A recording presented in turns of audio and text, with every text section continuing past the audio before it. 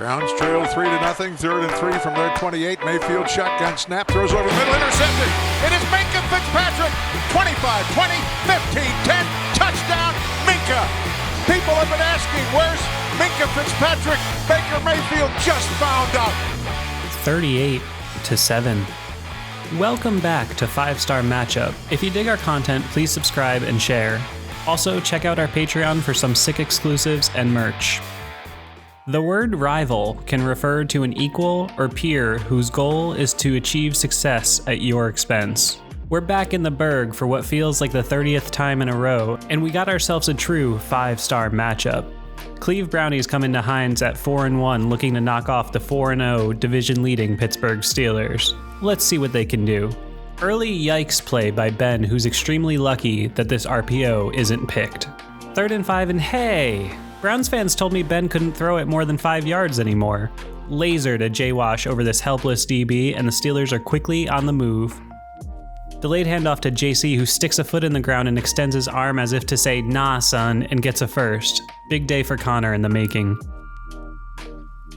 Another nice run by James puts him in position to score, but the ball unfortunately slips out of Ben's hand on 3rd down. That's okay though, because the boss man cometh, and he puts the Steelers on the board first, 3-0. Over now to the stars of the day, the defense. Feeling dangerous, Baker predetermines where he's going before the center even thinks about snapping it, and he rifles a bullet into the waiting arms of the Mink Man, who you know is taking it to the damn house. Just a terrible throw by Baker, even if Minkah wasn't standing right there. I don't know what he saw, and Minkah made him pay. Mama may not have raised a wuss, but she did raise a single read quarterback. 10-0 Steelers. Right back on D, and my man Alvin Bud Dupree is just a man possessed these days. I might think that if my quarterback had rib problems, I'd try to keep Bud Dupree away from him. A bit later in the first now, and I mentioned this last week, but whether it's your identity or not, you're just wasting your time running at this version of the Steelers' defense. Vince shoots the gap and TJ cleans it up, and we head into the second. Big 3rd down for Baker, whose supposedly great offensive line takes a leisurely stroll back toward him, forcing a scramble and incompletion. Peep my man do it to it, dominating not just 1 but 2 Browns on this play. He flashed all day. Example here of the little things a pass rush can do, as the fear of Bam Bam Cam forces a flinch and subsequent punt on 4th down. Just dominant defensive line play in this one. Handoff to James Conner, who, clearly as grossed out by the Browns jerseys as I am, tells their whole team to get the hell away and scuttles for a first. Peep the hustle by Garrett, who, if he was any further from the play, he'd be back in Cleveland. That defensive line had a family.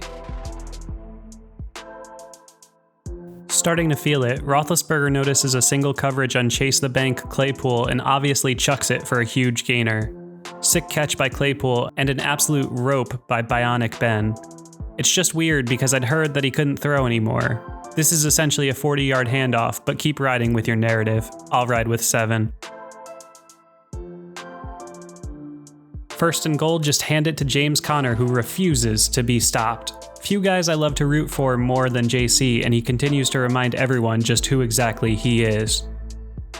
88 yards and 7 points. I'll sign up for that every single time. 17-0 Steelers, and we might just have a... Let's wait. Back to Baker and the boys, and Beckham with the huge grab totaling half of his production for the day here. I'm being sarcastic, obviously, as OBJ's 2 catches for 25 yards had a resoundingly unimpressive effect on the game. TFL King Vince Williams fires through the gap like his name was Meatloaf, just destroying the run as usual.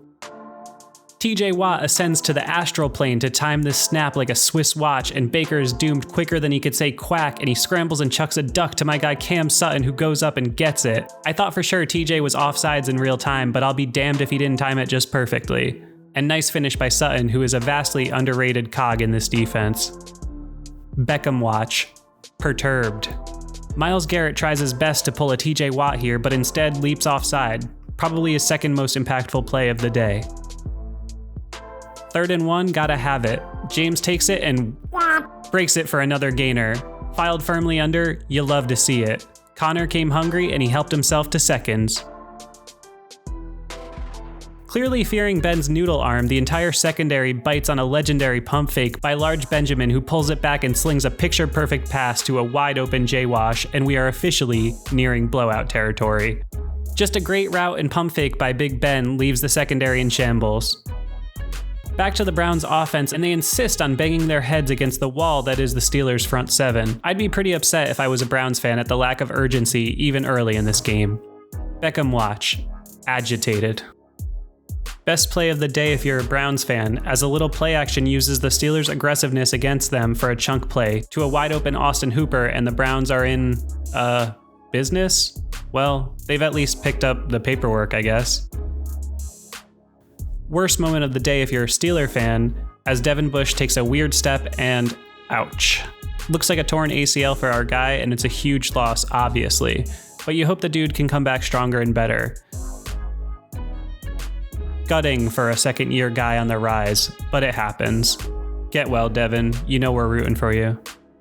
Too much time and a bizarre blown coverage leads to a touchdown for Baker Mayfield, who's doing his best to keep the Brownies in the game. I suspect, however, that at 24-7, it may be too little, too late. Only showing this because the 4 Browns fans that watch this will call me out if I don't, but actually a good play by Myles Garrett, as he beats Chooks, Dotson, and Connor for the sack. Great play by a great player, an even worse person.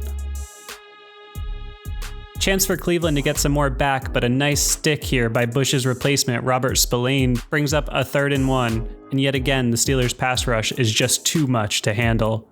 I thought this should have been called in the grasp, but hey, the shot on Mayfield still does the trick, as he's slow to get up.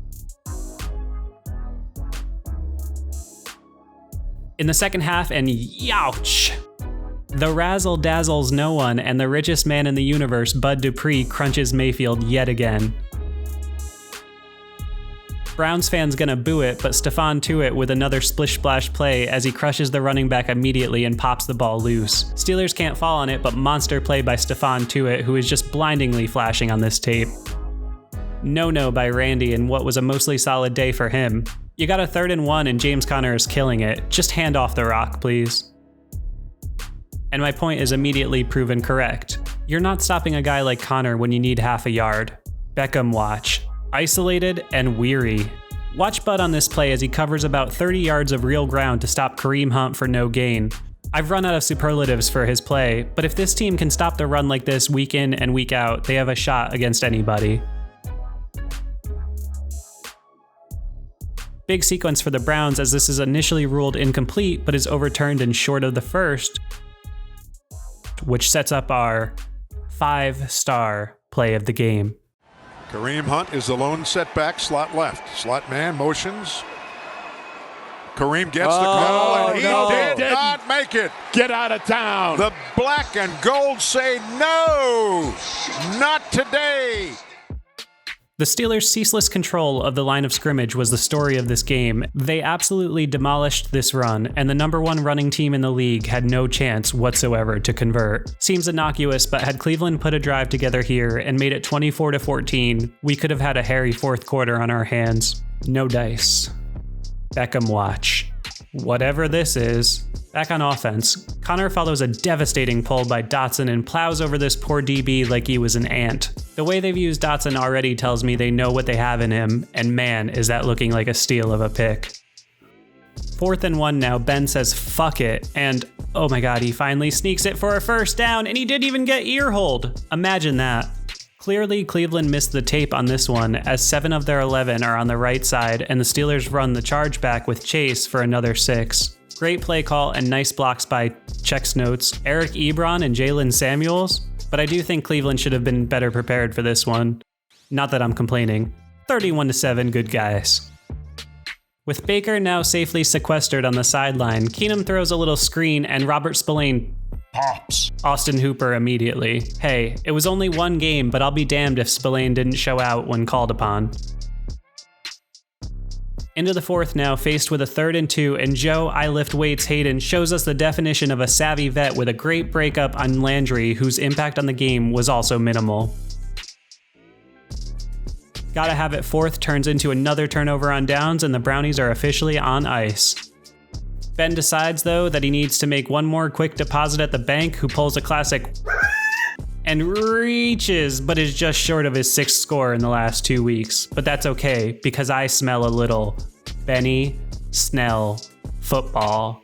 You can put this one in the books because it's officially a 38-7 shellacking of the Cleveland Brownies, and I couldn't have written a better sentence in even my finest dreams.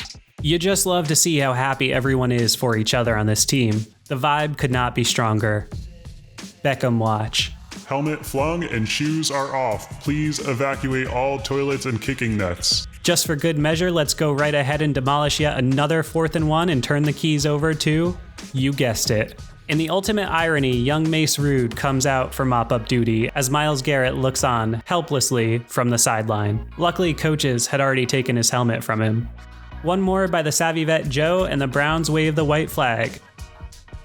Mason Rudolph runs my favorite play 3 straight times, and your Pittsburgh Steelers are 5-0 for the first time since 1978. Was it pretty? Yup. Wait, sorry, I used the template from the last few episodes. Make no mistake about what this was. This was a 38-7 drubbing of the Cleveland Browns at the hands of the Pittsburgh Steelers. There were precious few moments in which the Browns were alive in this game, and the Steelers ultimately scored enough points to win with 8 minutes and 58 seconds left in the first quarter. The word rival can refer to an equal or peer whose goal is to achieve success at your expense. The Browns are improving as an organization. There's no doubt about that. But they're still a ways off, and losses to the Ravens and Steelers to the tune of 76-13 prove that point. Until something changes, the Cleveland Browns and the Pittsburgh Steelers are not rivals. They're barely even peers. Speaking of the Pittsburgh Steelers, at 5-0, you gotta love the start to this season. The Bush loss is a killer, but nothing you can do about it.